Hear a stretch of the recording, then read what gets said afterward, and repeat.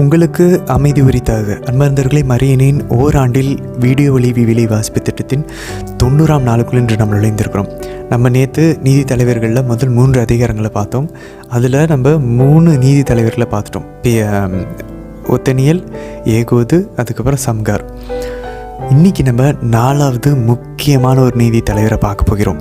இன்றைக்கி நம்ம 4ஆம் அதிகாரம் 5ஆம் அதிகாரத்தில் யாரது? ஒரே ஒரு பெண் நீதி தலைவர் தான். 12 பேர் நமக்கு தெரியும். அந்த 12 பேர்த்தில் ஒரே ஒருத்தவங்க மட்டும் தான் பெண். அவங்க யார்? தெபோரா. அப்போ நம்ம எல்லாருமே நேரம் கெஸ் பண்ணியிருப்போம், ஒரு வேளை அவங்க மாதாவுடைய முன்னடையாளமாக முன்குறிப்பாக இருப்பாங்களா? கண்டிப்பாக. ஸோ ரொம்ப ரொம்ப ரொம்ப சுவாரஸ்யமாக மாதாவுக்கும் தெபோராவுக்கும் இருக்கக்கூடிய ஒற்றுமைகளை நம்ம விளக்க உரையில் கேட்போம். சரி, இன்றைக்கி நீங்கள் வாசிக்க கேட்கும்போது தெபோரான்னு வரப்பெல்லாம் அந்த இடத்துல மாதாவை யோசிச்சுக்கோங்க. மாதாவை யோசித்து பாருங்கள். சிசரான்ற அந்த ஒரு கமாண்டர், அந்த படை தளபதி சிசரான்றவங்களை பார்க்கும்போது சாத்தானை நினச்சிக்கோங்க. சிசரான்ற எதிரி படை தளபதி சாத்தானை குறிக்கும். தெபோரா என்ற இறைவாக்கினர் மாதாவை குறிப்பாங்க. இந்த சிசரா பாருங்கள், 900 இரும்பு தேர்களை கொண்டு இஸ்ரேல் மக்களை ரொம்ப கொடுமையாக வாட்டி வதைத்தானோ. இப்படி நம்மளை சாத்தான் கஷ்டப்பட்டு துன்புறுத்திக்கிட்டு இருக்கானோ அதே போல். அது பாருங்கள், எவ்வளோக்கு எவ்வளோ நம்மளை பாவத்தில் துன்புறுத்துகிறானோ அதே போல் சிசராவும் அன்னைக்கு இஸ்ரேல் மக்களை துன்புறுத்தி கொண்டிருந்தான். ஆனால் இன்றைக்கி நம்ம வாசிக்கும் போது எப்படி ஆண்டவர் தெபோரா வழியாக அந்த இஸ்ரேல் மக்களை மீட்டாரோ அதே போல் இன்றைக்கி மாதா வழியாக நம்மை ஆண்டவர் விடுவித்து கொண்டிருக்கிறார். அதை நம்ம அழகாக பார்ப்போம். அவங்க எல்லாம் பாருங்கள், இஸ்ரேல் மக்கள்லாம் சேர்ந்து ஆண்டவரிடம் கூக்குரல் எழுப்பாங்க. ஆண்டவர் தெபோரா அனுப்புவார். நம்மலாம் ஆண்டவரிடம் ஆண்டவர் எங்களை காப்பாற்றுங்க நம்ம சொல்கிறோம். ஆண்டவர் தெய்வ மாதாவை அனுப்புகிறார். தெய்வ மாதாவோட யார் வருவா? ஆண்டவர் இயேசுவும் தூய ஆவியானவரும் தந்தையம் இறைவனும் 3 இறைவனும் மாதா கூட்டிகிட்டு வருவாங்க. ஸோ எத்தனை ஆயிரக்கணக்கான இரும்பு தேர்கள் வந்தாலும், சாத்தாங்கிட்ட எத்தனை விழுந்து போன வானதூதர்கள் இருந்தாலும் எதுவுமே பண்ண முடியாது. மாதா நம்ம கூட, புதிய தெபோரா நம்ம கூட இருந்தாங்கன்னா. சரி, இன்றைக்கி அதெல்லாம் நம்ம பார்ப்போம். இன்றைக்கி மறக்காமல் இன்றைக்கி நாங்கள் வீடியோவில் ஏற்கனவே அந்த பாடலுக்கான லிங்க் கொடுத்துருக்குறோம். மாதாவை பற்றின முன்னடையாளங்கள் எல்லாத்தையும் சுருக்குன ஒரு அழகான பாடல், கார்மேகம் சூழ்கையிலே அப்படின்னு சொல்லி அந்த பாடலுக்கான லிங்கை திரும்பவும் கொடுக்குறோம். அழகான ஒரு பாடல். அதோடைய அந்த ஒவ்வொன்றா மாதா யார் பழைய ஏற்பாட்டில் அப்படின்றத அழகாக பாடலாக இருக்கும். முடிஞ்சளவு அதை கேட்க முயற்சிப்போம். அதுக்கான லிங்க் இந்த வீடியோட டிஸ்கிரிப்ஷனில் கொடுத்துருக்கோம். சரி, கூடவே இன்றைக்கி ரூத் 2ஆம் அதிகாரம் வாசிப்போம். நம்ம ரூத் 1 அதிகாரத்தில் அந்த எலிமெலேக்கும் நவோமியும் வந்திருக்கிறாங்க. எலிமெலேக்கு அவருடைய புதல்வர்கள் 2 பேர் இறந்துட்டாங்க. 2 மருமகளில் ஒருத்தவங்க போயிட்டாங்க. ரூத்தும் நவோமியும் மட்டும் திரும்பவும் மோவாபு நாட்டிலேருந்து. ரூத் ஒரு மோவாபியர், பிற இனத்தவர். அவங்க இஸ்ரேல் மக்கள் கிடையாது. அவங்க ஒரு இஸ்ரேல் பெண். நவோமியோடு சேர்ந்து ரூத் பெத்லெஹேமுக்கு திரும்ப வராங்க. ரூத் என்ன சொல்கிறாங்க? உங்கள் இனம் தான் என் இனம், உங்கள் வீடு தான் என் வீடு, உங்கள் கடவுள் தான் என்னுடைய தெய்வம் அப்படின்னு சொல்லிட்டாங்க. நீங்கள் சாகிற இடத்துல என் கல்லறையும் இருக்குன்ட்டாங்க. அந்தளவுக்கு அவங்க இஸ்ரேலின் கடவுளை அவங்களோட கடவுளாக ஏற்றுக்கொண்டார். இப்போது நம்ம ஆண்டவர் ரூத்துக்கு இரக்கம் காட்டுவாங்களா? இன்றைக்கி நம்ம அழகாக வாசிக்க போகிறோம். நம்ம அந்த இடத்துல நம்மளும் பிற இனத்தவர்களாக பாவிகளாக நம்மை சித்தரிச்சிருப்போம். நம்ம ரூத்தாக எண்ணிக்கொள்வோம். இன்றைக்கி வாசிக்கும் போது ரூத்துக்கு ஆண்டவர் எவ்வளவு இரக்கத்தை அந்த போவாஸ் என்ற ஒருத்தர் வழியாக காட்டுறாரோ அதே போல் நம்மை ஆண்டவர் இரக்கத்தை காட்டப் போகிறார். நம்ம அவரை விசுவசித்து அவர் கட்டளைகள் படி நடக்க ஆரம்பிச்சோம். சரி, இது மாரல் சென்ஸ். நமக்கு தார்மீக அடிப்படையில் நம்ம ரூத்தாக நம்ம சித்தரித்து பார்த்துக்கணும். டைப்பாலஜிக்கல் சென்ஸ் என்னது? அலகாரிக்கல் சென்ஸ். இங்கே போவாஸ்ன்ற ஒரு கேரக்டர் வருவார், ஒரு கதாபாத்திரம். போவாஸை ஆண்டவர் இயேசுவாக பார்ப்போம்.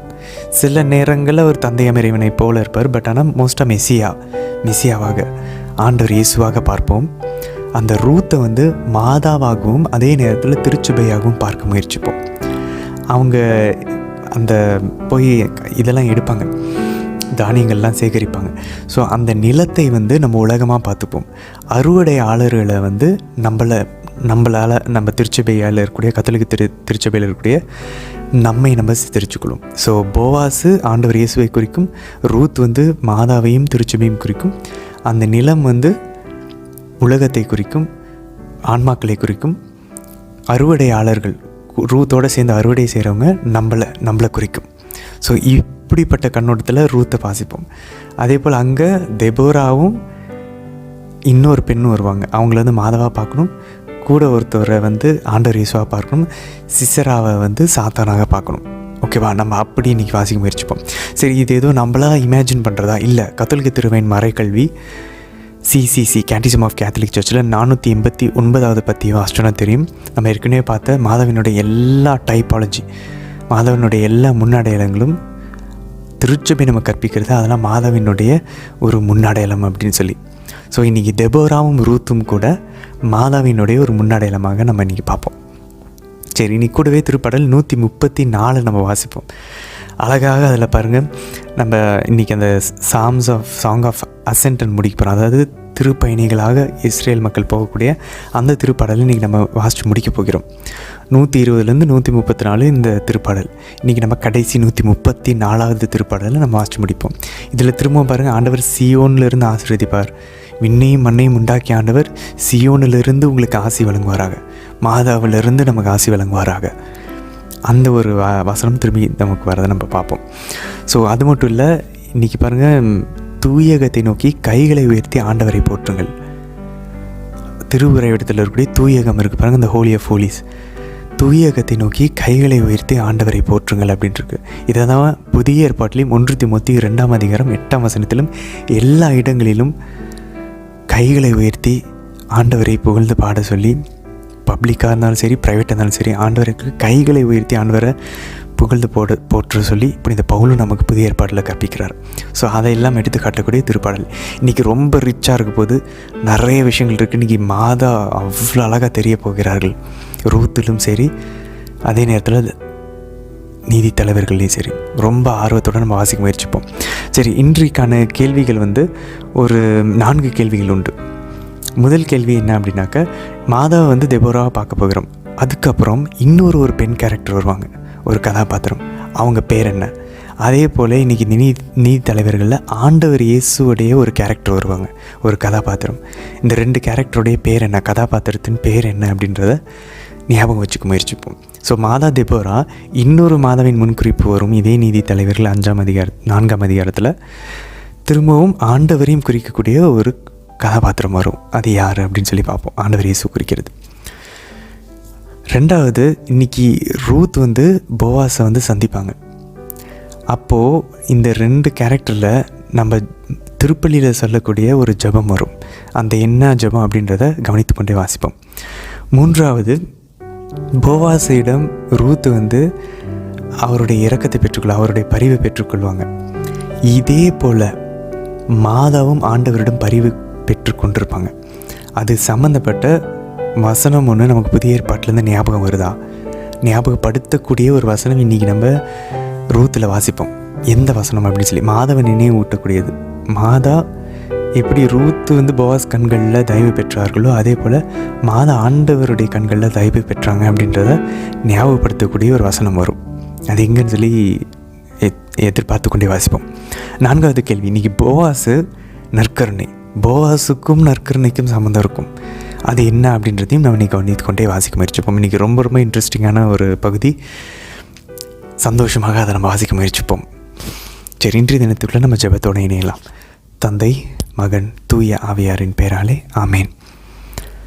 தந்தையாம் இறைவனை அழைத்து ஜெபிப்போம். அப்பா, அருள் நிறைந்த அன்னை மரியே வாழ்க, ஆண்டவரும் உடனே, பெண்களுக்குள் ஆசை பெற்றவர் நீரே, உம்முடைய திருவயிற்றின் கனியாகி இயேசு கிறிஸ்துவும் ஆசை பெற்றவரே.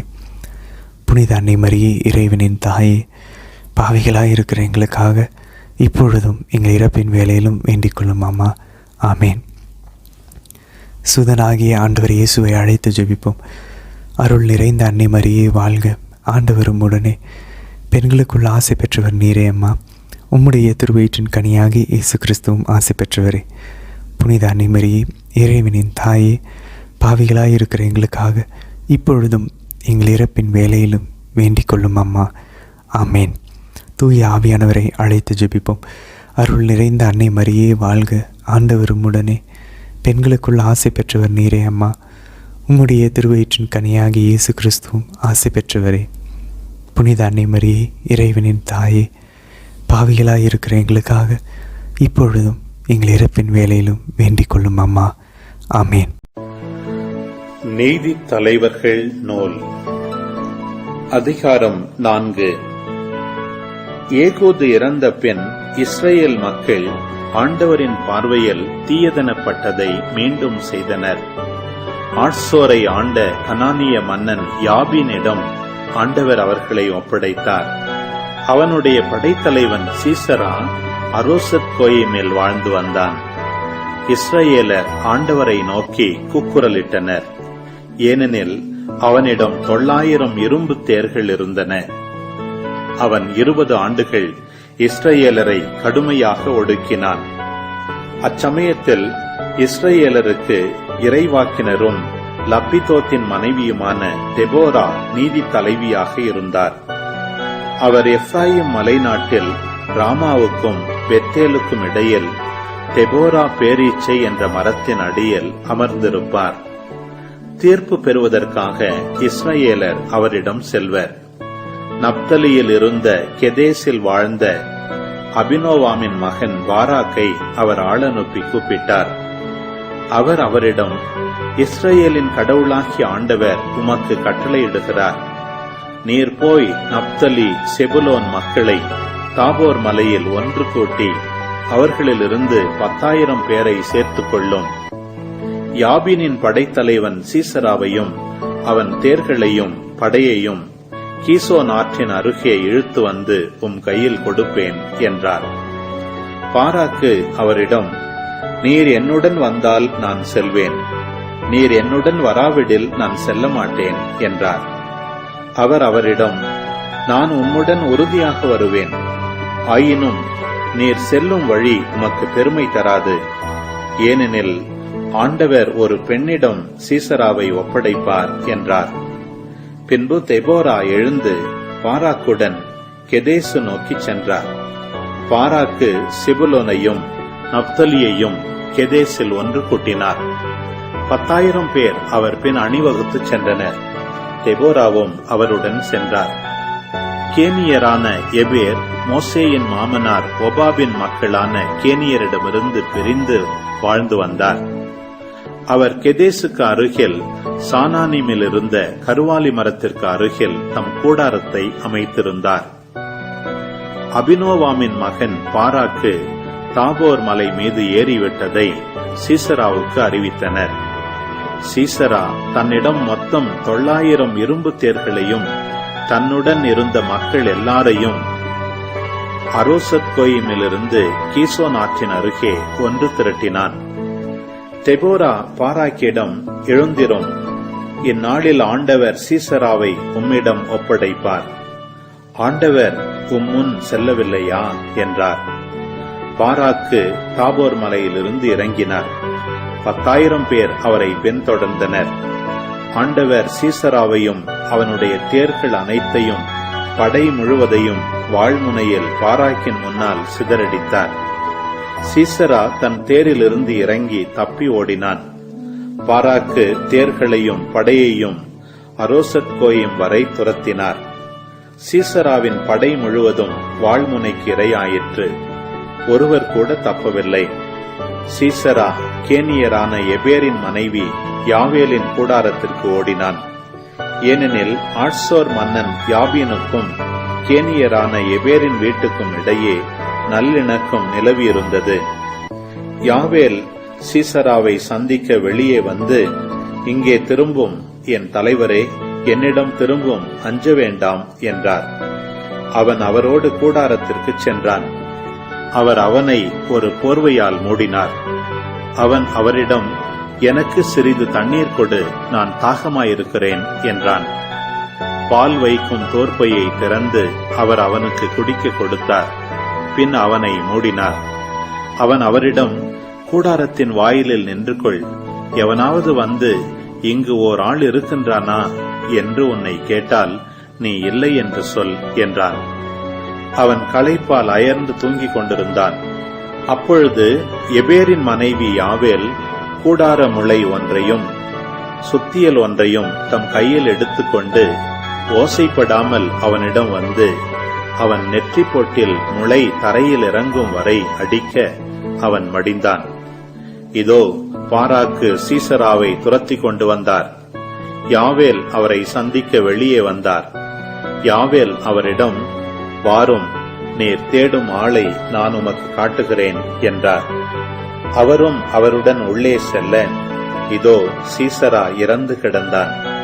கூடார முளை அவன் நெற்றிப் பொட்டில் அடிக்கப்பட்டு இருந்தது. இவ்வாறு அந்நாளில் கடவுள் கானானிய மன்னன் யாபினை இஸ்ரேல் மக்களின் முன் ஒடுக்கினார். இஸ்ரேல் மக்களின் கை மேன்மேலும் வலுவடைந்து கனானிய மன்னன் யாபினை நசுக்கி அழித்தது. நீதி தலைவர்கள் நூல் அதிகாரம் 5. அந்நாளில் தெபோராவும் அபினோவாமின் மகன் பாராக்கும் பாடிய பாடல். இஸ்ரேலின் தலைவர்கள் தலைமை தாங்கிச் செல்ல மக்களும் தங்களை மனமுவந்து அளிக்கின்றனர். ஆண்டவரை போற்றுங்கள், அரசர்களே கேளுங்கள், இளவரசர்களே செவி கொடுங்கள். நான் ஆண்டவருக்கு பண்ணிசைப்பேன், இஸ்ரேலின் கடவுளாகிய ஆண்டவரின் புகழ் பாடுவேன். ஆண்டவரே, நீர் சேயீரிலிருந்து வெளிவந்தபோது, நீர் ஏதோமின் வயல்வெளியை கடந்தபோது நிலம் நடுங்கியது, வானம் பொழிந்தது, கார்மேகம் நீரை சொரிந்தது. ஆண்டவரின் முன்னிலையில் மலைகள் நடுங்கின. சீனாய் மலையே, நீயும் இஸ்ரேலின் கடவுளாகிய ஆண்டவர் முன் நடுங்கினாய். அனாத்தின் மகன் சம்காரின் நாள்களிலும் யாவேலின் நாள்களிலும் நெடுஞ்சாலைகள் வெறுமையாகி கிடந்தன. பயணிகள் சுற்றுப்பாதைகளில் சென்றனர். தெபோரா, நீ எழும்பும் வரை, இஸ்ரேலின் தாயாக தோன்றும் வரை இஸ்ரேலின் சிற்றூர்கள் வாழ்விழந்து கிடந்தன. வேற்று தெய்வங்கள் தேர்ந்து கொள்ளப்பட்டதும் வாயில்களில் போர் வந்துற்றது. இஸ்ரேலின் 40,000 பேர்களுள் எவரிடம் கேடயமோ ஈட்டியோ இருந்தது? என் இதயம் இஸ்ரேலின் படைத்தலைவர்களில் பெருமிதம் கொள்கிறது. மக்கள் நடுவில் தங்களை மனமுவந்து அளித்தவர்கள் இவர்களே. ஆண்டவரை போற்றுங்கள். பெண் கழுதைகள் மீது விரைந்து செல்வோரே, விலைமிகு கம்பளத்தில் வீற்றிருப்போரே, பாதையில் பயணம் செய்வோரே, பாடி மகிழுங்கள். நீர்நிலைகளின் அருகிலிருந்து எழும் பாடகர் குரல் அங்கே ஆண்டவரின் வெற்றியை பாடுகின்றது. இஸ்ரேல் ஊரக வாழ்வின் பொலிவை முழங்குகின்றது. அப்பொழுது ஆண்டவரின் மக்கள் நகர வாயில்களுக்கு இறங்கிச் சென்றார்கள். எழுந்திடு தெபோரா, எழுந்திடு, பாடல் ஒன்று பாடு. எழுந்திடு பாராக்கு, அபினோவாம் புதல்வா, உன் கைதிகளை இழுத்துச் சென்றிடு. அப்பொழுது எஞ்சிய உயர்குடியினர் பீடு நடை போட்டனர். வலியோரை எதிர்த்து நிற்க ஆண்டவரின் மக்கள் என்னிடம் இறங்கி வந்தனர். எப்ராயிமிலிருந்து அதன் மக்கள் அமலேக்கிற்கு போயினர். பென்யமீன், உன் பின்னால் உன் மக்களும், மாக்கிரிலிருந்து தலைவர்களும், செபுலோனிலிருந்து தலைவர்களும் புறப்பட்டு சென்றனர். இசக்காரின் இளவரசர்கள் தெபோராவுடன் சென்றனர். இசக்காரின் மக்கள் பாராக்குடன் சென்றனர். அவர்கள் கால்நடையாக பள்ளத்தாக்கிற்கு விரைந்தனர். ரூபனின் பிரிவுகளிடையே விளைந்தது மாபெரும் இதய சோதனையே. மந்தைகளில் இரைச்சலை கேட்கவோ தொழுவங்களிடையே நீ நின்றுவிட்டாய். ரூபனின் பிரிவுகளிடையே விளைந்தது மாபெரும் இதய சோதனையே. கிளையாது யோர்தானுக்கு அப்பால் தங்கியது. தான், நீ ஏன் கப்பல்களில் தங்கிவிட்டாய்? ஆசேர் கடற்கரை பகுதியில் தங்கி அதன் துறைமுகத்தில் குடியிருந்தான். செபுலோன் மக்களோ தங்கள் உயிரை பணயம் வைத்தனர். உயர்நிலத்து நப்தலியும் அவ்வாறே. மன்னர்கள் வந்து போரிட்டனர். கானானிய மன்னர்கள் தானாக்கில் மெகிதோ நீர்நிலைகளில் போரிட்டனர். கொள்ளை பொருளாக வெள்ளி எதுவும் கிடைக்கவில்லை. வானிலிருந்து விண்மீன்கள் போரிட்டன. தங்கள் பாதையிலிருந்து சீசராவுடன் போரிட்டன. கீசோன் ஆறு அவர்களை அடித்துச் சென்றது. பெருக்கெடுத்து வரும் ஆறே கீசோன் ஆறு. என் உயிரே, வலிமையுடன் பீடு நடை போடு. குதிரைகளின் குளம்புகள் நிலத்தை அதிரச் செய்தன. குதிரைகள் பாய்ந்து ஓடின, வேகமாக விரைந்து ஓடின. மேரோசை சபியுங்கள் என்கிறார் ஆண்டவரின் தூதர். அதில் வாழ்வோரை கடுமையாக சபியுங்கள். ஏனெனில் அவர்கள் ஆண்டவருக்கு உதவி செய்ய வரவில்லை. வலிமை மிக்கோருக்கு எதிராக ஆண்டவருக்கு உதவி செய்ய வரவில்லை. கேனியனான கெபேரின் மனைவி யாவேல், நீ பெண்களுள் பேறு பெற்றவள், கூடாரம் வாழ் பெண்களுள் நீ பேறு பெற்றவள். அவன் கேட்டதோ தண்ணீர், இவள் கொடுத்ததோ பால். அவள் உயர்தர கிண்ணத்தில் தயிர் கொண்டு வந்தாள். அவள் தன் கையை கூடார முளையில் வைத்தாள். அவள் வலக்கை தொழிலாளர் சுத்தியலை பிடித்தது. சீசராவின் தலையில் அடித்தாள், சிதைத்தாள். அவன் நெற்றி பொட்டினை நொறுக்கினாள், துளைத்தாள். அவன் சரிந்தான், விழுந்தான். அவள் காலடியில் உயிரற்று கிடந்தான். அவள் காலடியில் அவன் சரிந்தான், விழுந்தான். அவன் விழுந்த இடத்திலேயே இறந்து கிடந்தான். சீசராவின் தாய் சாளரம் வழியாக எட்டி பார்த்தாள். சாளரத்தில் சாய்ந்து கொண்டு அவள் கத்தினாள். அவன் தேர் வர ஏன் இந்த தாமதம்? அவன் தேர் குதிரைகளின் குளம்பொலி ஏன் இன்னும் கேட்கவில்லை? அவளுடைய அறிவார்ந்த பணிப்பெண்கள் அவளுக்கு விடை கூறுகின்றனர். அவளது கேள்விக்கு அவளே விடை கூறுகின்றாள். அவர்கள் கொள்ளை பொருளை கண்டுபிடித்து பங்கிடுகிறார்களோ? ஆளுக்கு ஓரிரண்டு பெண்கள். சீசராவுக்கு கொள்ளை பொருளில் வண்ண ஆடைகள், என் தோளுக்கு கொள்ளையடித்த வண்ண ஆடைகள், 2 பூப்பின்னல் ஆடைகள். ஆண்டவரே, இவ்வாறு உம் எதிரிகள் அழியட்டும். உம்மீது அன்பு கூர்வோர் பொலிவுடன் கதிரவன் போல வாழட்டும். பின்னர் 40 ஆண்டுகள் நாட்டில் அமைதி நிலவிற்று. ரூத்து ஆகமம் அதிகாரம் 2. நகோமிக்கு போவாசு என்ற உறவினர் ஒருவர் இருந்தார். அவர் செல்வமும் செல்வாக்கும் உடையவர். எலிமலேக்கின் வழியில் உறவானவர். ரூத்து நகோமியிடம், நான் வயலுக்கு போய் யார் என்னை கருணை கண் கொண்டு நோக்குவாரோ அவர் பின்னே சென்று கதிர்களை பொறுக்கிக் கொண்டு வருகிறேன், எனக்கு அனுமதி தாரும் என்றார். அவரும், போய் வா மகளே என்றார். ரூத்து ஒரு வயலுக்கு போய் அறுவடை ஆள்கள் பின்னால் சென்று அவர்கள் சிந்திய கதிர்களை பொறுக்கி சேர்த்தார். தற்செயலாக அவர் போயிருந்த அந்த வயல் எலிமலேக்கிற்கு உறவினரான போவாசுக்கு உரியதாயிருந்தது. சிறிது நேரம் கழித்து போவாசு பெத்லகேமிலிருந்து அங்கு வந்து சேர்ந்தார். அவர் அறுவடையாளர்களை நோக்கி, ஆண்டவர் உங்களோடு இருப்பாராக என்றார். அவர்களும், ஆண்டவர் உமக்கு ஆசி வழங்குவாராக என்றார்கள். அவர் அறுவடையாள்களின் கண்காணியிடம், இவள் யார் வீட்டு பெண் என்று கேட்டார். அதற்கு அறுவடையாள்களுக்கு மேற்பார்வையாளராய் நியமிக்கப்பட்டிருந்த வேலையாள், இவள்தான் மோவாபு நாட்டிலிருந்து திரும்பியுள்ள நகோமியோடு வந்திருக்கும் மோவாபிய பெண். அறுவடையாள்களின் பின்னே சென்று சிந்தும் கதிர்களை பொறுக்கிக் கொள்வதற்கு என்னிடம் அனுமதி கேட்டாள். காலை முதல் இதுவரையில் அவள் சிறிதும் ஓய்வின்றி கதிர் பொறுக்கிக் கொண்டிருந்தாள். இப்போதுதான் அவள் பந்தல் நிழலில் சற்று ஓய்வெடுத்துக் கொண்டிருக்கிறாள் என்றார். பிறகு போவாசு ரூத்தை நோக்கி, பெண்ணே, நான் சொல்வதை கேள்.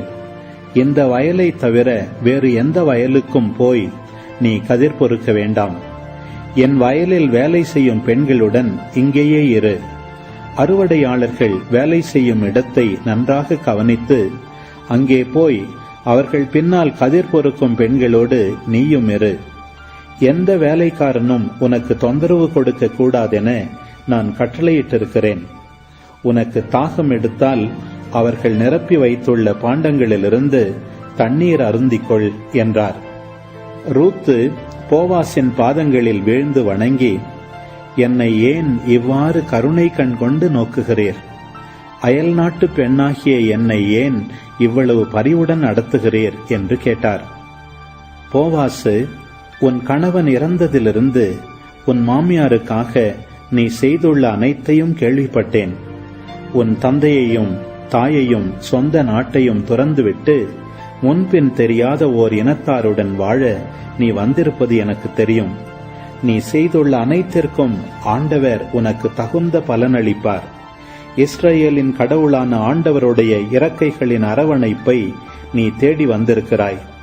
அவர் உனக்கு முழு நிறைவான பலனை அருள்வார் என்றார். அதற்கு ரூத்து, ஐயா, கருணை மிகும் கண் கொண்டு நோக்குகின்றீர். உம்முடைய பணிப்பெண் அல்லாத என்னை கனிமொழி கொண்டே தேற்றுகின்றீர் என்றார். உணவு வேளை வந்ததும் போவாசு ரூத்திடம், இங்கே வந்து இந்த அப்பத்தை எடுத்து புளித்த திராட்சை ரசத்தில் தோய்த்து சாப்பிடு என்றார். அவரும் அவ்வாறே போய் அறுவடை ஆள்களுடன் உட்கார்ந்து கொண்டார். போவாசு அவருக்கு வறுத்த பயரும் கொடுத்தார். அவர் பசித்தீர உண்ட பின்னும் சிறிதளவு உணவு எஞ்சியது. பிறகு அவர் மீண்டும் கதிர் பொறுக்க எழுந்து சென்றார். போவாசு தம் அறுவடை ஆள்களிடம், அரிக்கட்டுகள் கிடக்கும் இடத்திலும் அவள் கதிர் பொறுக்கட்டும், அவளை யாரும் அதட்ட வேண்டாம், மேலும் கட்டுகளிலிருந்து சில கதிர்களை உருவி போட்டு விடுங்கள், அவள் பொறுக்கிக் கொள்ளட்டும், யாரும் அவளை தடுக்க வேண்டாம் என்று கட்டளையிட்டார். அவருடைய வயலில் ரூத்து மாலை வரை கதிர்களை பொறுக்கிச் சேர்த்தார். அவற்றை தட்டி புடைத்து நிறுத்தபோது வார்கோதுமை ஏறத்தாழ 20 படி இருந்தது. அவர் அதை எடுத்துக்கொண்டு ஊருக்குள் சென்று தம் மாமியாரிடம் காட்டினார். அவர் உண்ட பின் எடுத்து வைத்திருந்த உணவையும் அவரிடம் கொடுத்தார். அவர் தம் மாமியார் அவரிடம், இன்று எந்த வயலில் கதிர் பொறுக்கினாய், அது யாருடைய வயல் என்று கேட்டுவிட்டு, உனக்கு பரிவு காட்டியவருக்கு ஆண்டவர் ஆசி வழங்குவாராக என்றார். ரூத்து தம் மாமியாரிடம் தாம் கதிர் பொறுக்கின வயல் இன்னாருடையது என்பதை தெரிவிப்பதற்காக, நான் இன்று கதிர் பொறுக்கின வயலின் உரிமையாளர் போவாசு என்றார். நகோமி அவரிடம், அப்படியா, வாழ்வோர்க்கும் இறந்தோர்க்கும் என்றும் பேரன்பு காட்டும் ஆண்டவர் அவருக்கு ஆசி வழங்குவாராக என்றார். மேலும் அவர், போவாசு நமக்கு நெருங்கிய உறவினர், நம்மை காப்பாற்றும் கடமையுள்ள முறை உறவினருள் ஒருவர் என்றார். மோவாபியரான ரூத்து மீண்டும், அவர் அறுவடை முடியும் வரை தம்முடைய ஆள்களுடன் நான் கதிர் பொறுக்கிக் கொள்ளலாம் என்று என்னிடம் சொன்னார் என்றார். நகோமி தம் மருமகள் ரூத்திடம், ஆம் மகளே, நீ அவருடைய பணிப்பெண்களோடு இருப்பதுதான் நல்லது. வேறொருவனது வயலுக்கு நீ போனால் அங்குள்ள ஆண்கள் உனக்கு தொந்தரவு கொடுக்கக்கூடும் என்று சொன்னார். அவ்வாறே ரூத்து போவாசின் பணிப்பெண்களை விட்டு பிரியாதிருந்து வார்கோதுமையும் கோதுமையும் அறுவடையாகும் வரை கதிர் பொறுக்கி வந்தார். தம் மாமியாருடனேயே தங்கியிருந்தார். திருப்பாடல் 134. இரவு நேரங்களில் ஆண்டவரின் இல்லத்தில் பணி செய்யும் ஆண்டவரின் ஊழியரே, நீங்கள் அனைவரும் ஆண்டவரை போற்றுங்கள். தூயகத்தை நோக்கி கைகளை உயர்த்தி ஆண்டவரை போற்றுங்கள்.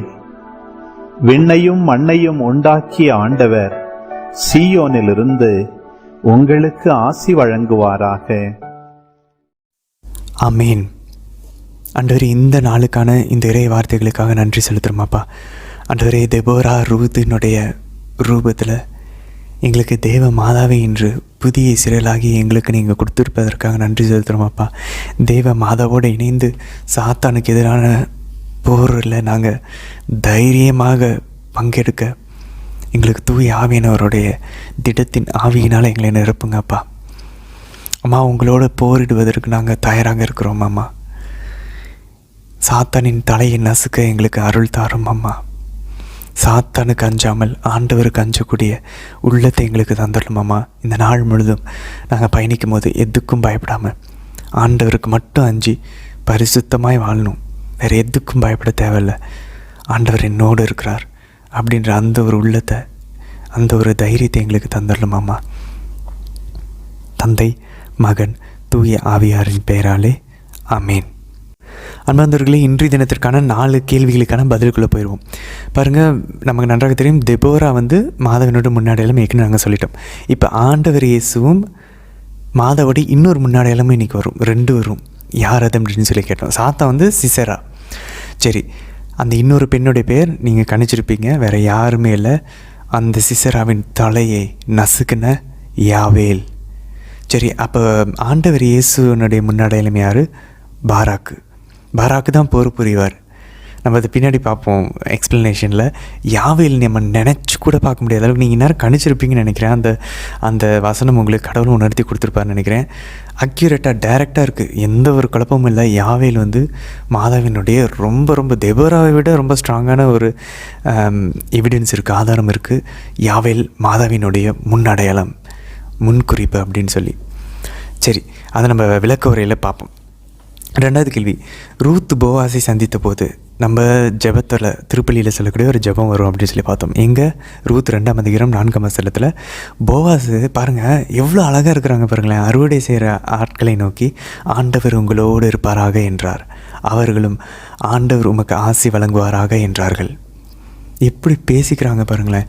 நம்மளுடைய பேச்சில் உலகமயம் இருக்கா இல்லை ஆண்டவருக்கு? இது நம்ம என்ன சொல்லுது, ஒரு மாதிரி ஆர்டிஃபிஷியலாலாம் கொண்டு வர முடியாது, இயல்பாகவே வரணும்.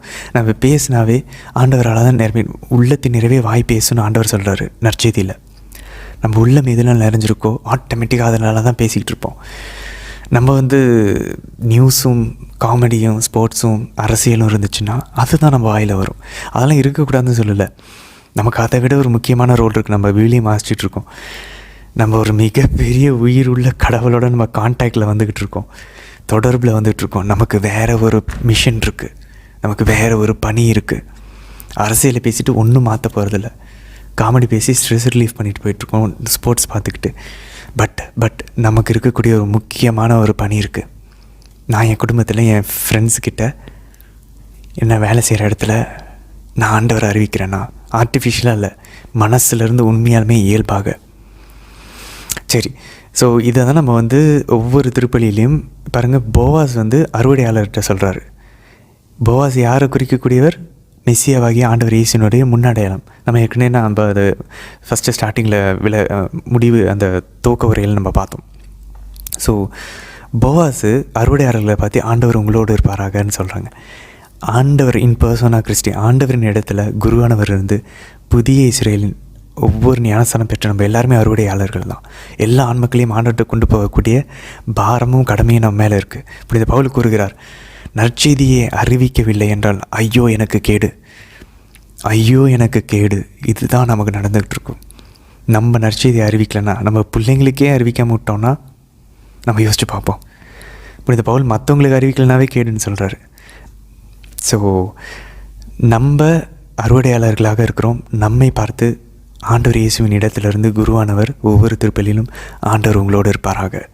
இப்படி ஆபிரகாமோடு இருந்தார், ஈசாக்கு, யாக்கோபு, யோசேப்பு, மோசே, யோசுவா, இஸ்ரேல் மக்கள் இன்று நம்மோடு புதிய இஸ்ரேலோடு இருக்கிறார். இவ்வளோ அழகான ஒரு விஷயம் பாருங்கள். அதுதான் நம்ம திரும்ப ஆண்டவர்கிட்ட சொல்ல, ஆண்டவரை நீர் வருமளவும் உமது இறப்பினை அறிக்கிடுகிறோம், உமது உயிர்ப்பையும் எடுத்துரைக்கிறோமா? உண்மையாலுமே மாசில் எடுத்து வரைச்சிட்டு போயிட்டோம்.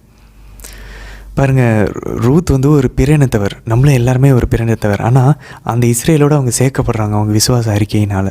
அதே போல் நம்ம எல்லாருமே ரூத்தை போல், ரூத்து கூட இருந்த ரூத் சொல்லாமங்க, நான் உங்களுடைய வேலையாட்கள் ஒருத்தனே கிடையாது, ஆனாலும் எனக்கு இவ்வளோ தயவா அப்படின்னு ரூத் கேட்குறாங்க. அதே போல் நம்மளும் இஸ்ரேல் மக்களே கிடையாது, நம்ம ஆபிரகாமுடைய சந்ததி கிடையாது, ஆனாலும் ஆபிரகாமுடைய சந்ததியின் ஆசீர்வாதத்தில் ஆண்டவர் இயேசு வழியாக நம்ம உள்ளே நுழையிறோம். இதுதான் ஆண்டவருடைய பிளான துவக்கத்திலிருந்தே. ஸோ அது இங்கே அழகாக நிறைவேற்றுறதை நம்ம இங்கே பார்க்குறோம். சரி, இப்போ நம்ம தொடர்ந்து 3வது கேள்விக்கு போவோம். எவ்வளோ ஆழமாக இருக்குது பாருங்கள். சரி, 3வது கேள்வியில் போவாஸுக்கு உடைய கண்களில் ரூத்து தயவு பெற்றது போல் ஆண்டவருடைய கண்களில் மாதா தயவு பெற்றதை எந்த இடத்துல நம்ம ஞாபகப்படுத்தணும் அப்படின்னாக்க, இன்றைக்கி ரூத் 2ஆம் அதிகாரம் 10ஆம் வசனத்தில் பாருங்கள், ரூத்தினுடைய தாழ்ச்சி இருக்குது. ரூத்து போவாஸின் பாதங்களில் விழுந்து வணங்கி, என்னை ஏன் இவ்வாறு கருணை கண் கொண்டு நோக்கினீர்? அயலால் நாட்டு பெண்ணாகிய என்னை ஏன் இவ்வளவு பரிவுடன் நடத்துகிறீர்? பாருங்களேன், அந்த இடத்துல எனக்கு ஏன் இவ்வளவு கருணை கண்ணுன்னு சொல்லுவாங்க தெரியுமா? என்னை இவ்வளோ ஃபேவரோடு பார்த்தீங்க. அந்த இடத்துல ஆங்கில வார்த்தை ஃபேவர். அதுக்கு எபிரேய வார்த்தை ஒரிஜினலாக என்ன எழுதப்பட்டிருக்குன்னா சென் அப்படின்றாங்க, சென் அப்படின்னு. அதோடைய கிரேக்க வார்த்தை காரீஸ். ஏன் இவ்வளோ அருளோட, எனக்கு ஏன் இவ்வளோ அருள் கொண்டு என்ன நீங்கள் நோக்குனீங்க? இதை தான் மாதா கிட்ட லூக்கா நற்செய்தி 1ஆம் அதிகாரம் 30ஆம் வசனத்தில் கப்ரியேல் வானதூதர் மாதா கிட்ட சொல்கிறாங்க, மரியா அஞ்ச வேண்டாம், கடவுளுடைய அருளை கண்டடைந்துள்ளீர். எப்படி போவாஸினுடைய அருளை ரூத் கண்டடைந்தாங்களோ எவ்வளோ பவர்ஃபுல்லாக இருக்குது பாருங்களேன். அதனால தான் திருச்சபை நமக்கு கற்பிக்கிறது ரூத் மாதாவின் ஒரு முன்னடையாளம் அப்படின்னு சொல்லி. அதே போல் அந்த தாழ்ச்சியை பாருங்கள். லூக்கா நடிச்சு 1ஆம் அதிகாரம் 48ஆம் வசனத்தில் ஆண்டவர் மாதா வந்து ஆண்டவர் பார்த்து பாடுறாங்க.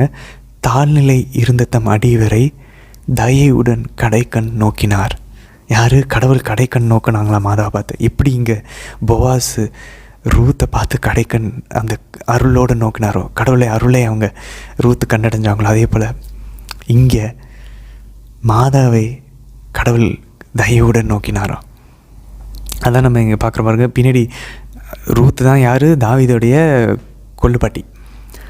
இந்த ரூத்தின் வழிமரப்பில் தான் தாவீது அரசர். தாவீது பாருங்கள் அதே தாழ்ச்சி இருக்குது. 2 சாமுவேல் 7ஆம் அதிகாரம் 18ஆம் வசனம் ரொம்ப ஃபேமஸான வசனம் தாவீது சொல்கிறது. நம்ம எல்லாருக்குமே ரொம்ப பிடிச்சது, நம்ம மனப்பாடம் கூட பண்ணலாம். என் தலைவராம் ஆண்டவரே, இதுவரை நீர் என்னை வழி நடத்தி வந்தமைக்கு நான் யார்? என் குடும்பம் யாது? Who am I, Lord, and what is my family that you have brought me this far? ஆண்டவரே, நான் யார்? என்னை இவ்வளோ தூரம் நீங்கள் வழி நடத்துறதுக்கு நான்லாம் யார் ஆண்டவரே? என் குடும்பம்லாம் யாது? இவ்வளோ பவர்ஃபுல்லான ஒரு தாழ்ச்சி அடையாளம். எவ்வளோ அழகான ஒரு ஜெபம் பாருங்களேன். நம்ம நன்றியோடு இருக்கும்போது ஆண்டவர் நமக்கு ஏதாவது கடவுள் செம்மையாக ஒரு மிராக்கிள் பண்ணிட்டான்னு வச்சுக்கோங்களேன், இந்த வசனத்தை எடுத்து சொல்லலாம். ஆண்டவரே, நான் யார் ஆண்டவர்? எனக்கு போயா? எனக்கா இவ்வளவு கிருபை? எனக்கா இத்தனை அருள்? எனக்கா இவ்வளவு தயவு? இப்படி இன்றைக்கி ரூத்து கேட்குறாங்களோ, மாதா எப்படி சொல்கிறாங்களோ, அதே போல் எனக்கு இவ்வளவு கடவுளுடைய அருளா, இவ்வளவு தயவா, இரக்கமா அப்படின்னு கேட்கலாம். ஸோ இதுதான் அந்த ஒரு அழகான ஒரு அந்த சொன்ன ரூத்துக்கு எப்படி போவாஸின் கண்களில் தயவு கிடைச்சதோ, அதே போல் கடவுளுடைய கண்களில் மாதாவின் தயவு. அது ரூத்துக்கு பின்னாடி அவங்க குடும்பத்துக்கு உதவியாக இருந்துச்சு. இப்போ மாதாவு கிடைச்ச தயவுனால் மொத்த உலகத்துக்கே இன்றைக்கி உதவியாக இருக்குது. சரி, 4ஆம் கேள்வி. போவாஸுக்கும் நற்கருணைக்கும் இருக்கக்கூடிய ஒரு தொடர்பு வசனம் என்ன அப்படின்னு சொல்லி பார்த்தோம். ரூத் 2ஆம் அதிகாரம் 14ஆம் வசனம் பாருங்கள். ரூத்தை வந்து எல்லாம் ஏற்றுக்கிட்டாரு போவாஸ். அப்போ வந்து போவாஸ் என்ன பண்ணுறாரு பாருங்கள். உணவு வேலை வந்தபோது போவாஸு ரூத்திடம், இங்கே வந்து இந்த அப்பத்தை எடுத்து, இந்த லாங்குவேஜ் புரியுதா? அப்பத்தை எடுத்து புளித்த திராட்சை ரசத்தில் தோய்த்து சாப்பிடு என்றார். அவரும் அவ்வாறே போய் அறுவடையாளர்களோடு உட்கார்ந்து இதே வார்த்தை தான் ஆண்டவர் அங்கே பயன்படுத்துகிறார். இறுதி ராவணவின் போது அப்பத்தை எடுத்து திரும்ப திராட்சை ரசத்தை எடுத்து இதை சாப்பிடுங்கள், இதை உண்ணுங்கள், இதை பருகுங்கள் அப்படின்னு சொல்லி சொல்கிறார். பாருங்களேன், போவாஸுக்கும் அவர் ஏன் அப்பத்தின் திராட்சை ரசத்தை எடுக்கணும்? எவ்வளோ அழகாக பாருங்களேன். அது மட்டும் இல்லை பாருங்கள், அவர் பசித்தீர உண்ட பின்னும், யார்? ரூத் பசித்தீர உண்ட பின்னும் சிறிதளவு உணவு எஞ்சியது. இதே தான் ஆண்டவர் இயேசு என்ன பண்ணுறாரு? இறுதி ராவணனுக்கு முன்பாக அந்த எருசலேமுக்கு அவர் போகும்போது ஆண்டவர் இயேசு என்ன பண்ணுறாரு? 5 அப்பத்தை எடுத்து பழுகி பெருகி கொடுக்குறாரு. எல்லாம் வயிறார உண்ட பின்னும். நாம் நற்செய்தியில் தெளிவாக வாசிக்கிறோம், வயிறார உண்ட பின்னும். இன்றைக்கி எப்படி ரூத்து வயிறார உண்டார்களோ, ரூத் வந்து திருச்சபையும் குறிக்கும், மாதாவையும் குறிக்கும், மறந்துடக்கூடாது. ஸோ அப்போது அங்கே ஆண்டவர் இயேசு, இங்கே பழைய ஏற்பாட்டில் இங்கே ரூத் வயிறார உண்டாங்க, அங்கே திருச்சபை மக்கள் வயிறார உண்ட பின்னும் எஞ்சிய துண்டுகளை 12 கூடைகளில் சேர்த்தார்கள் அப்படின்னு இருக்கும். ஸோ இங்கே பாருங்கள், இங்கேயும் எஞ்சி இருக்குது. சாப்பிட்டதுக்கப்புறம் பின்னாடி அதே அப்போ ஆண்டவர் எடுத்து நற்கருணையாக மாற்றி திருச்சபைக்கு இன்றைக்கி நமக்கு எல்லாருக்கும் கொடுத்துட்ருக்காரு. நம்மளும் ஆண்டவரை வயிறார ஒன்று கொண்டு இருக்கிறோம். சரி அன்பார்ந்தவர்களே, இன்றைய தினத்திற்கான சுவாரஸ்யமான விளக்கவுரைக்குள்ளே போகலாம். எனக்கு ரொம்ப பிடிச்ச விளக்கவுரை. ஏன்னா இன்றைக்கி நம்ம தெபோராவையும் மாதாவையும் ஒப்பிட போகிறோம், யாவேலையும் மாதாவையும் ஒப்பிட போகிறோம், பாராக்கையும் ஆண்டவர் இயேசுவையும் ஒப்பிட போகிறோம். சூப்பரான ஒரு விஷயம் இது. கத்தோலிக்க திருவையின் மறைக்கல்வி தெளிவாக நமக்கு வருது, நம்ம மறந்துட வேண்டாம். ஓகேவா? 489ஆம் பத்தியில் 489 பேராகிராஃபில். ஸோ அதனால் நமக்கு எந்த ஒரு டவுட் இருக்குன்னா, இதை நம்ம எதுவும் மேக்கப் பண்ணல, நம்ம எதுவும் வந்து அப்படியே கதை கட்ட கிடையாது. திருச்சபை நமக்கு கற்பிக்கிறது, திருச்சபையினுடைய ஆதி திருச்சபையின் தந்தையர்கள் புனிதர்கள் இப்படி தான் பார்க்குறாங்க. சரி, நம்ம ஒரு 10 பேரலல்ஸ் பார்க்க போகிறோம். 10 குறிப்புகள் ஆண்டவருக்கும் மாதாவுக்கும் இங்கே தெபோராவுக்கும் பாராக்குக்கும் யாவேலுக்கும் இருக்கிறத நம்ம பார்க்க போகிறோம். சரி, ஃபஸ்ட்டு குறிப்பு என்ன அப்படின்னாக்கா, நம்ம அப்படியே ஸ்டார்டிங்லேருந்து வாசிச்சுக்கிட்டே வருவோம். நீதித்தலைவர்கள் 4ஆம் அதிகாரம் 4ஆம் வசனம் பாருங்கள். அச்சமயத்தில் இஸ்ரேலருக்கு இறைவாக்கினரும் லப்பீதோத்தின் மனைவியுமான தெபோரா நீதித்தலைவராக இருந்தார். அவர் எப்ராயிம் மலைநாட்டில், மறந்துடாதீங்க, மலைநாட்டில் ராமாவுக்கும் பெத்தேலுக்கும் இடையில் தெபோரா பேரிச்சை என்ற மரத்தின் அடியில் அமர்ந்திருப்பார். பாருங்கள், இந்த இடத்துல நம்ம முக்கியமாக நோட் பண்ண வேண்டிய விஷயம், எப்படி தெபோராவை ஸ்டார்ட் பண்ணுறாங்க. தெபோரா பற்றி விவிலியம் நமக்கு ஒரு முன்னுரை கொடுக்குது. நம்ம இன்ட்ரடியூஸ் பண்ணது அப்படின்னு பார்த்தோன்னா அதுவும் மாதாவை இன்ட்ரடியூஸ் பண்ணுறதும் ஒரே மாதிரி இருக்கும். உதாரணத்துக்கு இங்கே நம்ம குறிப்பாக கவனிக்க வேண்டியது, தெபோராவின் பேரை சொல்கிறாங்க, அதுக்கு முன்னாடி அவருடைய கணவரனுடைய பெயரை சொல்கிறாங்க, லப்பிதோத்தினுடைய மனைவி அப்படின்னு சொல்லி. அது மட்டும் இல்லை, அதோடைய இடம் பாருங்கள், அந்த இடத்துல அவங்க எங்கே இருக்கிறாங்க, ராமாவுக்கும் பெத்தேலுக்கும் இடையே மலை நாட்டில். ஸோ இங்கே பாருங்கள், மாதாவுக்கு பாருங்கள், லூக்கா நற்செய்தி 1ஆம் அதிகாரம் 26லேருந்து 27, 6ஆம் மாதத்தில் கபிரியேல் என்னும் வானதூதரை கடவுள் கலிலேயாவில் உள்ள நாசரேத் என்னும் ஊரில் ஒரு கன்னியிடம் அனுப்பினார். அவர் அப்போ பேர் வரல பாருங்கள். அதுக்கப்புறம் அவர் தாவீதின் குடும்பத்தினராகிய யோசேப்பு என்னும் பெயருடைய ஒருவருக்கு மனம் ஒப்பந்தம் ஆனவர். அவர் பெயர் மரியா. அப்போ பாருங்கள், அந்த கணவனுடைய பேர், அந்த இடம், அப்புறம் அந்த பெண்ணினுடைய பேர். இங்கேயும் மாதாவுக்கு அதே மாதிரி கணவருடைய பேரை சொல்லி மாதா வருது. சரி, இது லைட்டாக இருக்கிற மாதிரி இருக்குது. Okay, fine. அடுத்த ஸ்டெப்புக்கு போவோம். 2வது குறிப்பு, நீதித்தலைவர்கள் 4ஆம் அதிகாரம் 6லேருந்து 7 வசனம் பாருங்கள். தெபோரா தான் பாராக்கை கூப்பிட்டு சிசராவுக்கு எதிராக போர் தொடுக்க போக சொல்கிறாங்க. இங்கே நம்ம யோவான் நற்செய்தி 2ஆம் அதிகாரத்தில் பார்க்குறோம், ஆண்டவர் ஒரு போர் புரிய வந்திருக்கிறார், சாத்தானுக்கும் சாவுக்கும் பாவத்திற்கும் எதிராக. அந்த போரினுடைய துவக்கம் எங்கே, கானா ஒரு திருமணத்தில் யோவான் நற்செய்தி 2ஆம் அதிகாரத்தில் மாதா தான் கூப்பிட்டு புதிய தெபோரா புதிய பாராக்கை கூப்பிட்டு போர் புரிய சொல்கிறாங்க. ஆண்டவர் சொல்கிறார், பெண்ணே, உனக்கும் எனக்கும் என்ன, என் நேரம் இன்னும் வரவில்லை, அதை பற்றி நாம் என்ன செய்ய முடியும், என் நேரம் இன்னும் வரவில்லை அப்படின்றாரு. ஏன்னா ஆண்டவருடைய நேரம்ன்றது நம்ம பின்னாடி வாசிப்போம், அது அவருடைய இறப்பை குறிக்கக்கூடியது, அல்லது அவருடைய அவருடைய மகிமையை குறிக்கக்கூடியது. ஸோ ஆண்டவர் இந்த அற்புதத்தை பண்ண ஆரம்பிச்சிட்டார்னா அவருடைய பப்ளிக் மினிஸ்ட்ரி ஸ்டார்ட் ஆயிரும், அவருடைய பொது பணி ஸ்டார்ட் ஆயிரும், துவங்கிரும். அப்போது ஆண்டவர் நேராக அவருடைய சிலுவைக்கு போகிறதுக்கான அந்த பாதை, அந்த நேரம் துவங்கிடுச்சுன்னு அர்த்தம். போர் துவங்கிடுச்சுன்னு அர்த்தம். போர் எங்கே முடியுது, எங்கே சாத்தானையும் சாவையும் பாவத்தையும் ஆண்டவர் வெற்றி கொள்கிறார், சிலுவையில். அப்போ அதுக்கான ஸ்டார்டிங்கை இங்கே பழைய தெபோரா பழைய ஏற்பாட்டின் பாராக்கை கூப்பிட்றாங்க, புதிய தெபோரா புதிய ஏற்பாட்டின் பாராக்காகிய ஆண்டவர் இயேசுவை கூப்பிட்றாங்க. எவ்வளோ அழகாக இருக்குது பாருங்கள். இங்கே சிசராவை வெற்றி கொள்வதற்கு, இங்கே சாத்தானை வெற்றி கொள்வதற்கு மாதா கூப்பிட்றாங்க. 3வது, நீதித்தலைவர்கள் 4ஆம் அதிகாரத்தில் 8வது வசனத்தில் பாருங்கள். அங்கே பாராக் தயங்குறாரு. பாராக்கு சொல்கிறார் அவரிடம், நீர் என்னுடன் வந்தால் நான் செல்வேன், நீர் என்னுடன் வராவிட்டால் நான் செல்ல மாட்டேன். அப்போ உடனே அவங்க என்ன சொல்கிறாங்க, அங்கே தெபோரா பழைய ஏற்பாட்டில், நானும் கண்டிப்பாக அவங்க கூட வருவேன் அப்படின்றாங்க. இங்கே பாருங்கள், நமக்கு நன்றாக தெரிந்து கொள்ள வேண்டும், எப்பயுமே இந்த முன்னடையாளங்கள் இந்த ப்ரீஃபிகர்மெண்ட்ஸ் டைப்ஸ் பர்ஃபெக்டாக எல்லா விதத்துலேயும் ஆண்டவரோடையும் மாதாவோடையும் மேட்ச் ஆகணும்னு இல்லை. உதாரணத்துக்கு ஆண்டவர் என்ன சொல்கிறார், யோனா எப்படி மீன் வயிற்றில் 3 இரவு 3 பகலும் இருந்தார், அதே போல் மானிட மகனும் 3 இரவு 3 பகல் இந்த நிலத்தில் இருக்கணும் அப்படின்னு சொல்லி ஆண்டவர் சொல்கிறார். ஆனால் யோனா நம்ம பார்க்குறோம், நினிவேவுக்கு போக சொன்னால் போகாமல் தயங்குறாரு. ஆனால் ஆண்டவர் அப்படிலாம் தயங்கவே கிடையாது. அவர் தானாக மனமும் தம் உயிரை ஆடுகளுக்காக கொடுத்தார், நமக்காக கொடுத்தார். ஸோ ஒரு விஷயம் மட்டும்தான் ஆண்டவர் அங்கே யோனாலேருந்து எடுக்கிறார். அதே மாதிரி தான் இங்கே பாராக்கும் கூட தெபோரா வர சொல்கிறாங்க, எங்கே அந்த போரில் வெற்றி புரிவதற்கு.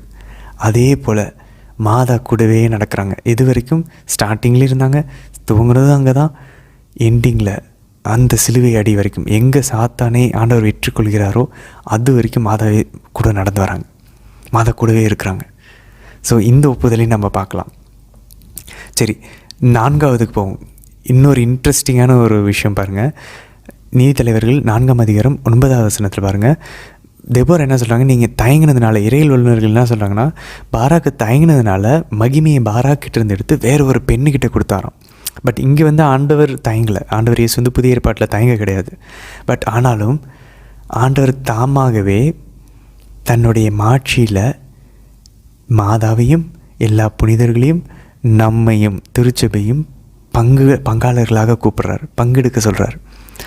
இப்போ பாருங்கள், தெபோரா பழைய ஏற்பாட்டில் என்ன சொல்கிறாங்க பாருங்கள். தெபோரா வந்து பாராக்கிட்ட சொல்கிறாங்க, நான் உம்முடன் உறுதியாக வருவேன், ஆயினும் நீர் செல்லும் வழி உமக்கு பெருமை தராது, ஏனெனில் ஆண்டவர் ஒரு பெண்ணிடம் சிசராவை ஒப்படைப்பார். ஒரு பெண், உனக்கும் பெண்ணுக்கும் பகையை உண்டாக்குவேன். ஒரு பெண் உண்டு, அந்த பெண்ணுக்கு தெபோராவை இறைவாக குறைக்கிறாங்க. ஒரு பெண்ணுக்கிட்ட ஆண்டவர் கையில் கொடுப்பார். ஆக்சுவலாக பார்த்திங்கன்னா போர் புரியறது எல்லாமே பாராக்கு தான். அந்த தெபோராவோ இல்லை அந்த பெண்ணோ எதுவுமே பண்ண மாட்டாங்க. ஆனால் கடைசியாக அந்த சிசராவை யார் கையில் கொடுக்குறாரு தெரியுமா? அந்த பெண்ணின் கையில். எவ்வளோ அழகான ஒரு பவர்ஃபுல்லாக, இது ஒரு மறைபொருளான விஷயம். இது ஆவிக்குரிய ரெல்மில் இதுதான் நடந்துகிட்ருக்கு, நமக்கு தெரிஞ்சோ தெரியலையோ. ஸோ இங்கே பாருங்கள், அங்கே வந்து பாராக் வந்து தயங்கினார், ஆண்டவர் இங்கே தயங்கலை. பட் ஸ்டில் இந்த ஒப்புதலை பாருங்கள். அந்த பெண் யார்? நம்ம ஏற்கனவே பார்த்தோம், யாவேல். ஸோ தெபோரா சொல்கிறாங்க, இன்னொரு பெண்ணிடம் சிசராவை ஆண்டவர் ஒப்படைப்பார், யாவேலிடம் ஒப்படைப்பார்னு சொல்லி.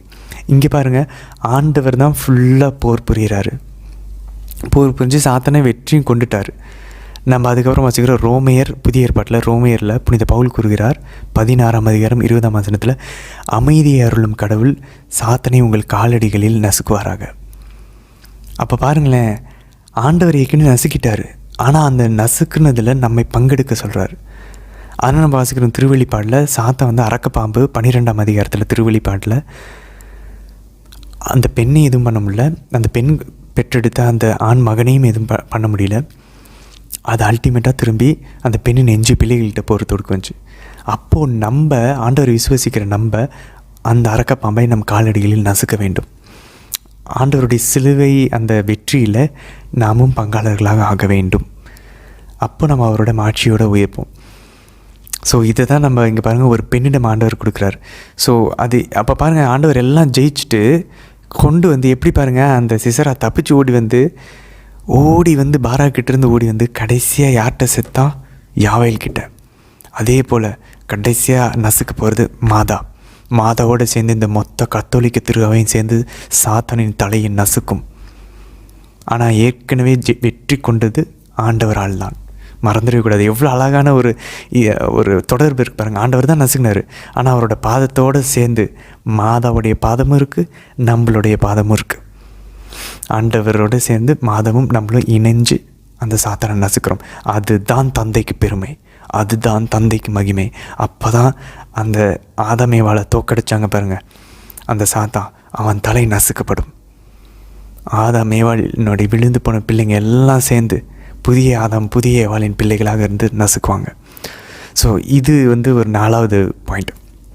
5வது முக்கியமான ஒரு பாயிண்ட் பாருங்கள், நீதித்தலைவர்கள் 4ஆம் அதிகாரம் 12லேருந்து 14 வசனங்கள் பாருங்கள். பாராக்கு போருக்கு போகிறதுக்கு முன்னாடி எங்கே போனார்? தாபோர் மலைக்கு போனார். நமக்கு பாரம்பரியம் கற்பிக்கிறது, ஆண்டவர் இயேசு அவருடைய பாடுகளுக்கு முன்பாக எந்த மலைக்கு போனார்? பாடுகள் பட்டது கல்வாரி மலை. ஆனால் அதுக்கு முன்னாடி அவர் எங்கே போனார்? இதே தாபோர் மலைக்கு தான் போனாருன்னு நமக்கு பாரம்பரியம். ஒரு மலைக்கு போனார்னு தான் நற்செய்தியில் கூறப்பட்டிருக்கு. அந்த மலை பாரம்பரியம் நமக்கு கூறுகிறது, கத்தோலிக்க திருவின் பாரம்பரியம், அது தாபோர் மலை. எங்கே பாராக்கு எந்த மலையிலிருந்து சிசராவை வீழ்த்துவதற்கு போருக்கு போனாரோ அதே போல் ஆண்டவர் இயேசுவும் அந்த மலைக்கு போயிட்டு அவருடைய இறைத்தன்மையை வெளிப்படுத்திவிட்டு அவருடைய சீடர்களோடு திருச்சபையினுடைய பிரதிநிதிகளாக இங்கே பாராக் இப்படி அவரோட படைகளோடு போருக்கு போனாரோ அதே போல் ஆண்டவரும் அவருடைய இறுதி போருக்கு போகிறதுக்கு முன்பாக தாபோர்லேருந்து அவர் இறங்கி வருகிறார். எவ்வளோ பவர்ஃபுல்லான ஒற்றுமைகள் இருக்குது பாருங்கள் பாராக்குக்கும் ஆண்டவர் இயேசுக்கும். அது மட்டும் இல்லை, இங்கே பாருங்கள் இன்னொரு அழகான 6வது விஷயம் பாருங்கள். நீதித்தலைவர்கள் 4ஆம் அதிகாரம் 17லேருந்து 22 மாஸ்டர்னா, இந்த தப்பிச்சு ஓடி இந்த சிசரா வந்து எங்கே தெரியுமா கடைசியாக மாட்டுறான்? யாவேல்கிட்ட. கூடார முளையை ஒன்றையும் சுத்தியல் ஒன்றையும் எடுத்து யாவேல் அந்த சிசராவின் நெற்றி பொட்டில் அடித்து நசுக்குனாங்களாம். இதை தான் நம்ம தொடக்கம் 3ஆம் அதிகாரம் 15ஆம் வசனம் பார்க்குறோம். அவர் உன் தலையை நசுக்குவார். அந்த பெண்ணின் வித்து தலையை நசுக்கும். இங்கே யாவேல் கூடார முளையை எடுத்து சுத்தியில் கொடுத்து அடித்து சிசராவை கொள்கிறாங்க. இங்கே மாதா தன் வயிற்றின் கனியினால் சாத்தான தலையை நசுக்கிறாங்க. ஆக்சுவலாக சிசராவின் தலையை நசுக்குனது எது? அந்த கூடார முளையும் சுத்தியலும். இங்கே மாதா புதிய ஏற்பாட்டில் சாத்தானின் தலையை நசுக்குனது ஆண்டவர் இயேசுவாலும் அவருடைய சிலுவையாலும். இங்கேயும் 2 விஷயங்கள் பயன்படுத்தப்படுது. ஸோ எவ்வளோ அழகாக இருக்குது பாருங்களேன். ஏன்னா அதுதான் இருக்கலே ஒரு மோசமான ஒரு அசிங்கம் சாத்தானுக்கு. ஆண்டவர் போய் சாத்தான் நசுக்கிறதா? ஆண்டவருடைய படைப்பு லூசிஃபர் சாத்தானை போய் ஆண்டவர் நசுக்குவாரா? அது ஆண்டவருக்கே அது வந்து ஒரு பெரிய விஷயமாக அதை நம்ம மாற்றக்கூடாது. ஆண்டவர் அவருடைய படைப்பை, விழுந்து போன படைப்பை இன்னொரு படைப்பால் தான் அவர் நசுக்குவார். அதுதான் ஆண்டவருக்கு மகிமை தரும். ஒரு பெண்ணை நீ வீழ்த்தினால உலகத்தின் தொடக்கத்தில் இன்னொரு பெண் உன் தலையை நசுக்குவாள். இதுதான் ஆண்டவருக்கு மகிமை.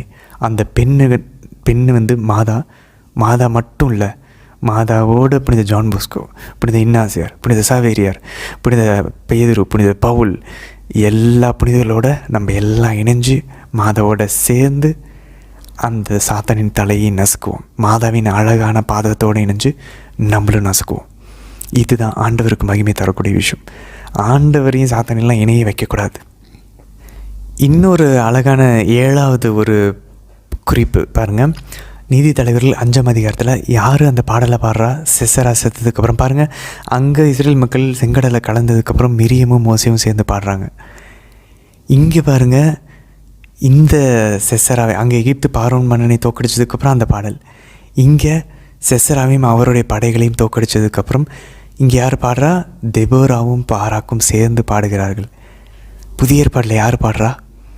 லூக்கா நற்செய்தி 1ஆம் அதிகாரம் 45 54.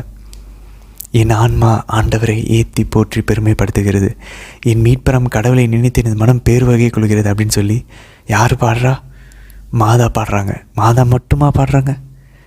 ஆல்ரெடி நமக்கு நன்றாக தெரியும், மாதாவோட வயிற்றில் ஆண்டவர் இயேசு இருக்கிறார். இங்கே புதிய தெபோராவும் புதிய பாராக்கும் சேர்ந்து தந்தையாம் இறைவனை ஆவியானவர் வழியாக பாடுகிறார்கள். என் ஆன்மா ஆண்டவரை ஏற்றி போற்றி பெருமைப்படுத்துதுன்னு பாருங்களேன். இந்த பாடலில் பாடுறது எவ்வளோ அழகாக இருக்கு பாருங்கள். மாதா அப்போ பாட்டு பாடுறாங்கன்னா, அப்போது இது பாருங்கள், ஒரு செங்கடலை கடந்த ஒரு அங்கே அடிமைத்தனத்தில் வெளியே கொண்டு வந்தது, இங்கே பாவத்தின் அடிமைத்தனத்தில் ஆண்டவர் வெளியே கொண்டு வர போகிறார். அங்கே எப்படி தெபோரா வெற்றி பெற்றாங்களோ அது பேர் மாதா அங்கே வெற்றி பெற போகிறாங்க. பின்னாடி நம்ம அண்ணாலை பார்ப்போம், குழந்தை பேரே இல்லாத அவங்களுக்கு சாமியில் பிறப்பார், அண்ணால் பாட்டு பாடுவாங்க. இங்கே அதே போல் மாதவம் பாட்டு பாடுறாங்க.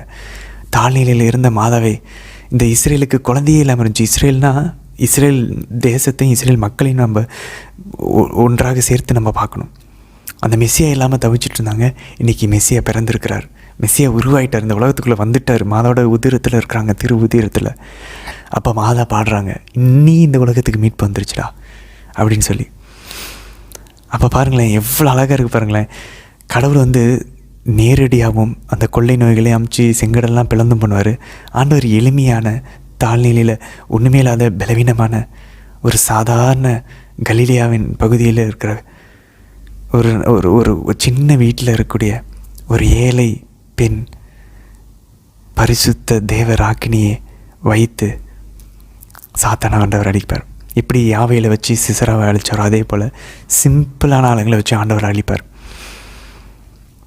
இவ்வளோ அழகாக இருக்குது பாருங்களேன். அது மட்டும் இல்லை பாருங்கள், 8வது குறிப்புக்கு போவோம். இந்த பாடலில் நீதி தலைவர்கள் 5ஆம் அதிகாரத்தில் 7வது வசனத்தில் பாருங்கள், தெபோரா நீ எழும் வரை, இஸ்ரேலின் தாயாக தோன்றும் வரை இஸ்ரேலின் சிற்றூர்கள் வாழ்விழந்து கிடந்தனர். பாருங்களேன், இஸ்ரேலின் தாயாக தெபோரா தோன்றுனாங்களாம். அப்போ பாருங்களேன், இப்போ தெபோராவும் யாவையிலையும் நம்ம புரிஞ்சுக்கலாம். யாவேல் யார்? அந்த போருக்கு போனவங்க. அப்போ யாவேல்ன்ற கேரக்டரை நம்ம மாதாவை வந்து சிலுவை அடியில் பார்க்கலாம். இந்த தெபோரா யார்? இஸ்ரேலின் தாயாக இருக்கிறாங்க. இன்றைக்கி நம்ம திருச்சபையின் இந்த புதிய இஸ்ரேலின் தாயாக யார் இருக்கா? மாதா இருக்காங்க. எவ்வளோ ஸ்ட்ராங்கான கனெக்ஷன்ஸ் இருக்குது பாருங்கள். அதனால திருச்சபை நமக்கு தெளிவாக கற்பிக்குது. தெபோராவும் மாதாவினுடைய முன்னடையாளம் தான், யாவேலும் மாதாவுடைய முன்னடையாளம் தான். ஸோ தெபோராவை வந்து நம்ம எங்கே பார்க்கலாம்? கானாவூர் மாதாவில் தெபோராவை பார்க்கலாம். எப்படி இருக்குது பாருங்கள் தொடர்புகள்.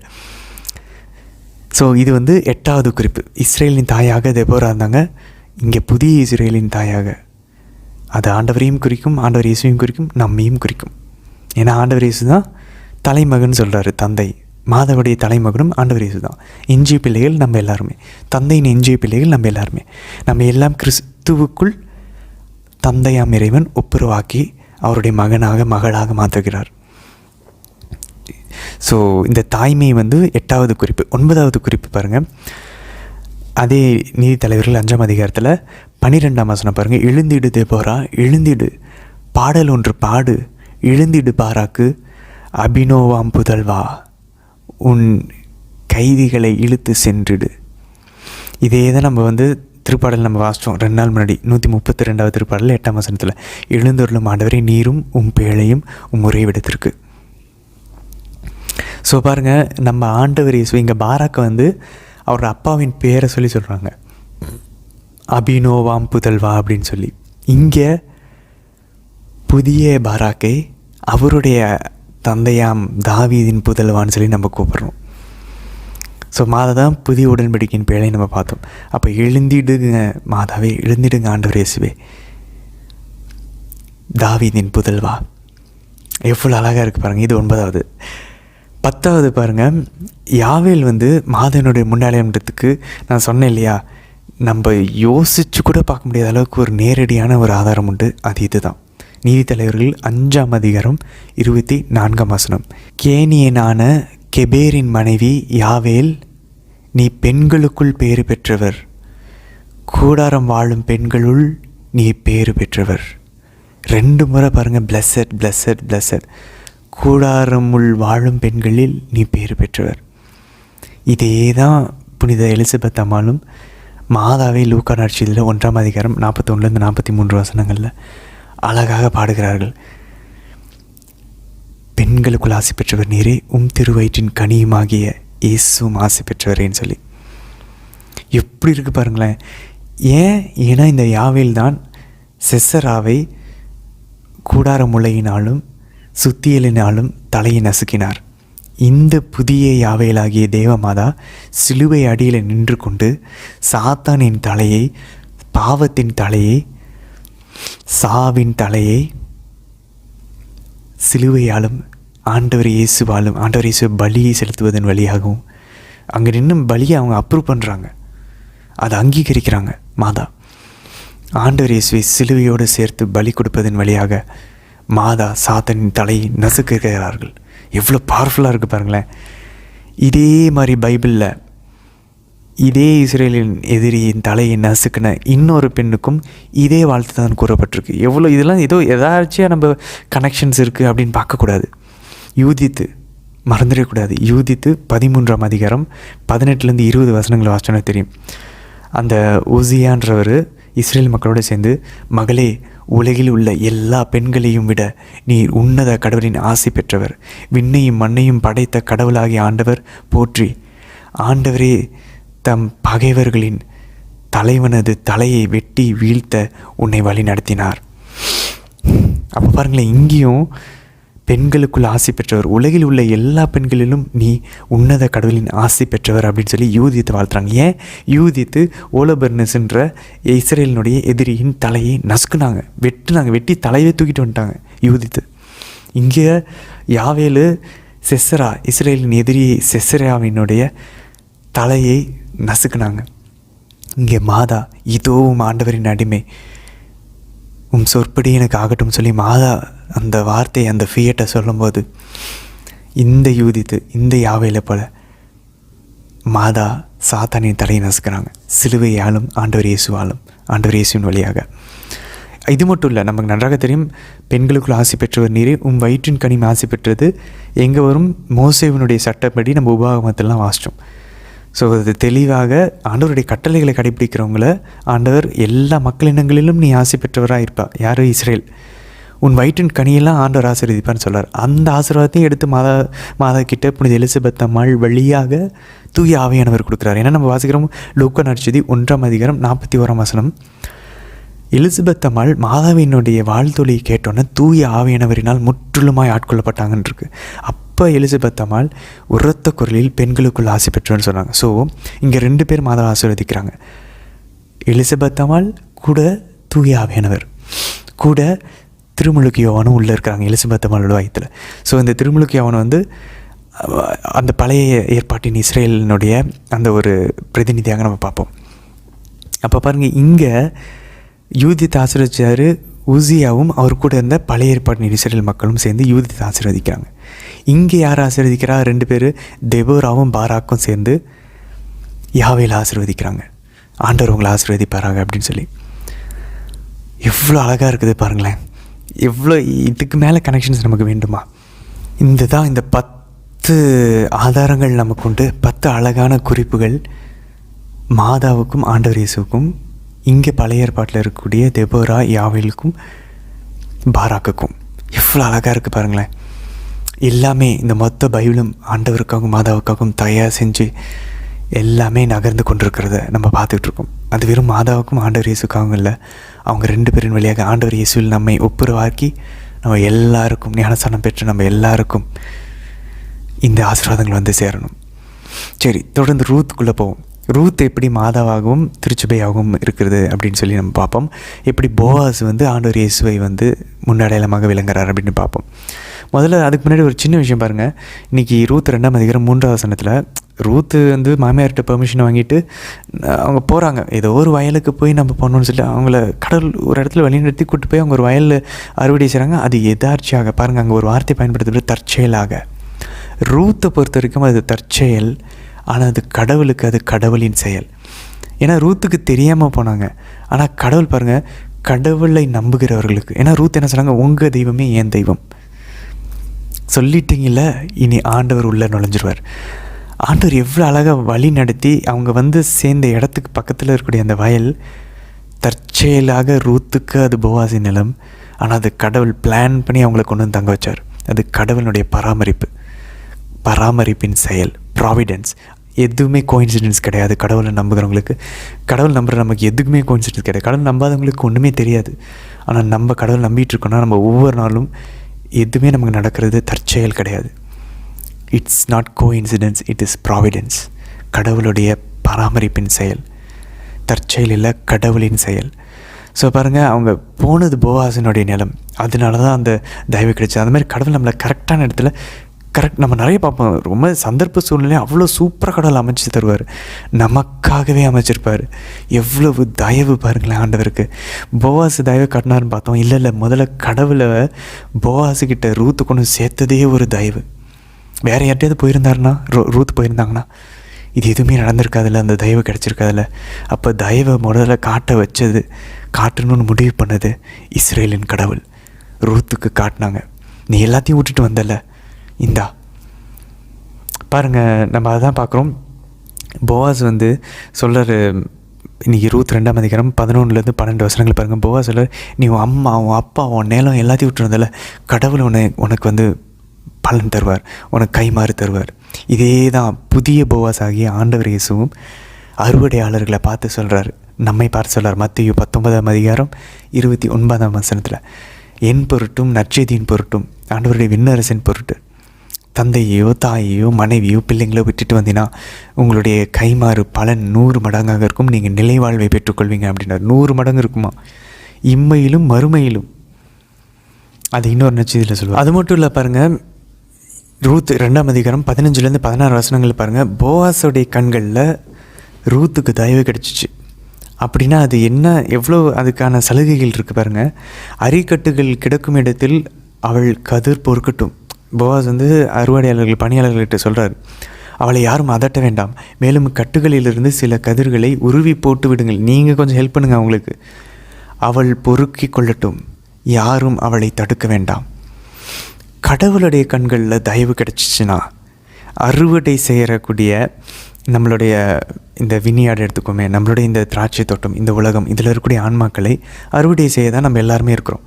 இதில் மாதா ரூத்தாக இருக்கிறாங்க, நம்மளாம் கூட இருக்கக்கூடிய அறுவடையாளர்களாக இருக்கும். இதை நம்ம ஏற்கனவே பார்த்தோம். அப்போ போவாஸு அறுவடையின் தலைவர் என்ன சொல்கிறார் பாருங்கள், அவளுக்கு யாரும் எந்த தொந்தரவும் கொடுக்காதீங்க, அவங்க சொல்கிறதெல்லாம் செய்யுங்க, அவங்களுக்கு நீங்கள் ஹெல்ப் பண்ணுங்கள். இந்த மாதிரி யார்கிட்ட சொல்கிறாரு, மற்ற பணியாளர்கிட்ட சொல்கிறார்.